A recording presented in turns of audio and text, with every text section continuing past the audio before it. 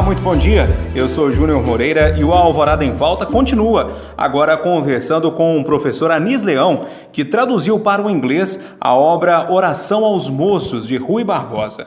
Professor, para a gente começar, como que tudo se deu na sua vida desde o início? Essa paixão por Rui Barbosa, pela literatura, pelo inglês, como que foi desde o começo? Eu tive um professor de português, José Coutinho, que foi a pessoa, do ponto de vista de professor, mais importante que eu tive na minha vida. Por quê? Ele ditava aula para nós, ensinava gramática, análise sintática. Ele nos ensinou de tal maneira que, às vezes, ele entrava dentro da sala de aula, ia ao quadro e, de repente, punha lá, analisar sintaticamente. Ele nos preparou para aprender a decodificar a linguagem. E, nessa oportunidade, ele nos apresentou Rui Barbosa. Que é exatamente o escritor que o senhor traduziu agora. Exato. Ele nos apresentou Rui Barbosa, deu uns traços biográficos e colocou debaixo dos nossos olhos Oração aos Moços. Com isso, eu me tornei também admirador do Rui Barbosa, li tudo sobre ele. Professor, tudo bem, o senhor já conhecia Rui Barbosa, mas traduzir é um grande passo, né? Uma grande responsabilidade. Eu digo porque tem todo um problema de interpretação, não é mesmo? Eu conhecia muito o vocabulário inglês, porque naquele tempo da paixão, eu comprei um dicionário do Álvaro Franco, português, inglês, português, com a pronúncia figurada, e decorei o dicionário em 3 dias. Bom, então eu tinha o palavreado, mas eu não tinha a fonética. O nosso professor, então, era muito bom, mas ele não dominava o som da língua, o estilo da língua, o modo do inglês. Que geralmente a gente consegue morando lá, né? Isso. Aí eu resolvi ser aluno do Pedro Eymar Calu, que é fantástico em inglês, tem um inglês atualizadíssimo. Então eu me tornei aluno dele. Isso já com quantos anos? Uns 10 anos para trás, eu estou com 84, 75. Então, 2 vezes por semana eu ia à aula particular com ele. Depois de um bom andamento da aula comum, eu falei com ele assim: ô Pedro, vamos passar um discurso que nós temos aqui no Brasil, chamado Oração aos Moços, para o inglês. Ele topou. E eu fui muito atrevido de propor isso, porque verdadeiramente, se eu soubesse das dificuldades que eu ia enfrentar, talvez eu não tivesse me dedicado nem levado o projeto avante. Levamos 8 anos trabalhando 2 horas por semana. Qual foi o problema? Qual que era o problema? O problema é o seguinte: o Rui é muito difícil por causa do vocabulário, por causa da colocação das palavras. Ele é um intrincado, ele é quase que incompreensível em português. Então, às vezes, nós traduzíamos 5 linhas dele para o inglês, mas de repente dava um estalo, falando: esse negócio não está bom, não. O Rui não quer dizer nem isso, não. Então, como é que vamos fazer? Aí a aula estava acabando. Na outra aula, como é, Pedro? Como é que nós vamos fazer aqui? Eu estive pensando que aquele verbo está errado. Vamos ver aqui. Vai daqui, vai daqui. Entre fazer e refazer foram 8 anos. Nós fizemos, refizemos, revemos e ainda saiu com erro. Eu tive que fazer uma pequena corrigenda para o livro já pronto. Só para eu entender, professor, esse livro é então um discurso aos alunos que estavam formando? Resumidamente, o livro quase um parabéns, um encaminhamento do professor aos alunos que estavam ali formandos na Faculdade de Direito. O Rui, em 1920, estava muito doente. Ele sempre foi muito doente e feio. A cabeça dele era 4 vezes o tamanho do corpo. Ele tinha 1,50 m de altura. E ele, os formandos em Direito de São Paulo, de 1920, escolheram o Rui para ninfo. Ele não quis aceitar porque ele estava doente. Mas ele tanto insistiu, havia alunos muito amigos, que ele acabou aceitando, mas ele escreveu o discurso.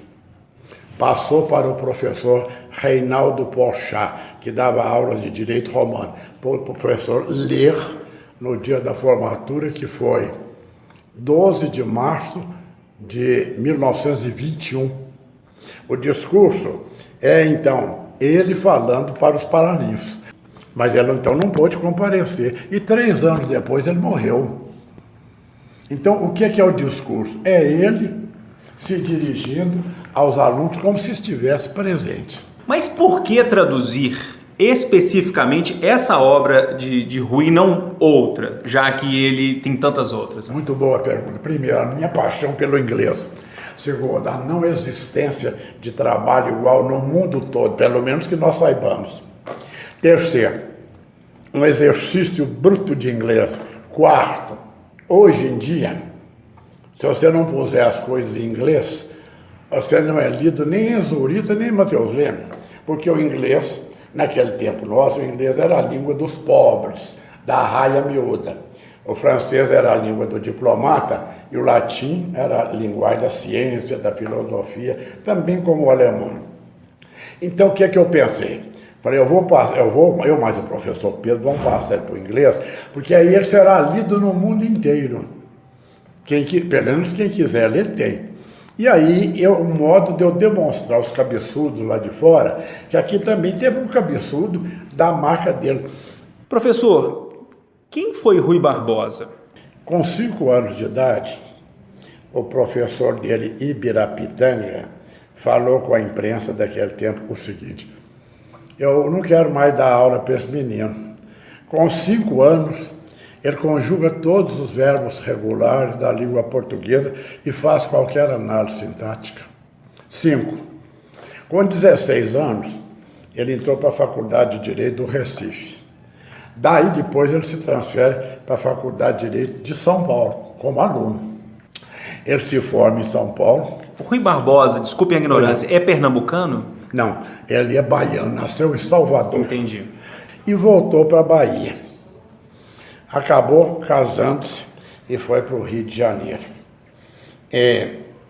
Por que esse é o homem mais importante do Brasil? Bom, primeiro, ele advogava de graça para qualquer pessoa no regime de ditadura em que o Brasil estava debaixo das mãos de Deodoro da Fonseca e Floriano Peixoto, que não eram mole. Ele não tinha medo nenhum. Qualquer pessoa ameaçada no seu direito, pobre ou rico, estava ele na frente, enfrentando e requerendo, sem ganhar um tostão. Ele era abolicionista, lutou muito pela liberdade dos escravos, que, aliás, nessa época ele era até ministro da Justiça.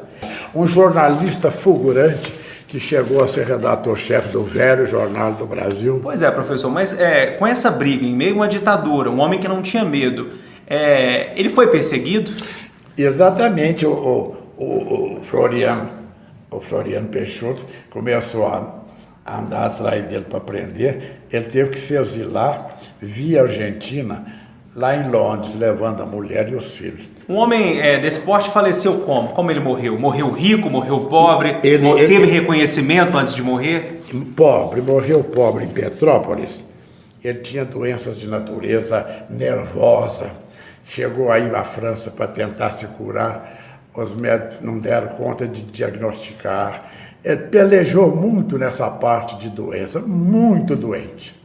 Tanto que não pôde ir à formatura dos seus paraninfados. O certo é que, em 1920, ele já estava caminhando para, como ele fala, caminhando para o ocaso. No discurso ele fala. Ele já estava muito doente e acabou que, em julho de 22, ele teve um edema pulmonar. E depois, em fevereiro de 23, quer dizer, 6 meses depois, ele teve paralisia bulbar, né, no cérebro, e acabou morrendo.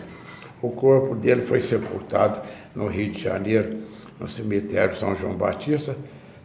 Depois foi levado para Salvador, onde ele nasceu. Professor, eu preciso agradecê-lo pela visita, foi um prazer conhecê-lo, foi um prazer conhecer mais de Rui Barbosa por meio do senhor. Obrigado mesmo por ter feito essa visita à Rádio Alvorada, desejo mais sucesso ainda. Eu agradeço muito a bondade de vocês, essa generosidade de nos ajudar a tornar o Rui cada vez mais conhecido. Agradeço ao ouvinte que me honrou aguentando aqui o meu falatório e estou muito feliz pelo interesse que vocês manifestaram em relação ao assunto. Vocês são mesmo uma alvorada. Muito obrigado, professor. Muito obrigado.